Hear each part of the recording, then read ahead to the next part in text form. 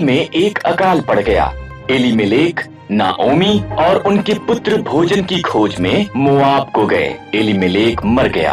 पुत्रों ने मोआबी स्त्रियों ओरपा और रूत से विवाह कर लिया।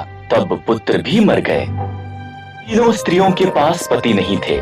जब इज़राइल में अकाल समाप्त हो गया, नाओमी ने घर जाने का फैसला किया। मोआब में ही रहो। उसने अपनी बहुओं से कहा, ये तुम्हारा घर है। ओरपा वहीं रही, पर रूथ ने कहा, जहाँ भी आप जाओ मैं जाऊंगी। आपके लोग मेरे लोग होंगे, आपका परमेश्वर मेरा परमेश्वर होगा। रूथ और नाओमी इकट्ठे वापस इज़राइल को गईं।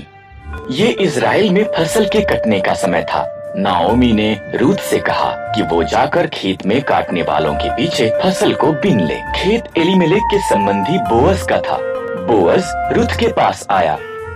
तुम नाओमी के साथ बहुत अच्छी रही हो, बोअज ने कहा।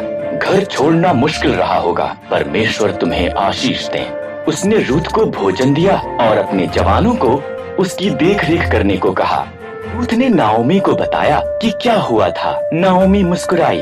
जब कोई मरता है, उसका निकट संबंधी उसके परिवार की देखभाल करता है।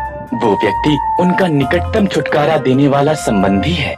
बोअज हमारा निकटतम संबंधी है, उसके निकट ही रहना। इसलिए रूथ बोअज के निकट रही। वो हर दिन उसे और ज्यादा पसंद करने लगा। बोअज ने एलीमेलेक की जमीन खरीदी और नाओमी और रूथ की देखभाल की। तब उसने रूथ को उसके साथ विवाह करने के लिए कहा। एक पुत्र ओबेद पैदा हुआ। ओबेद का पुत्र यिशै था।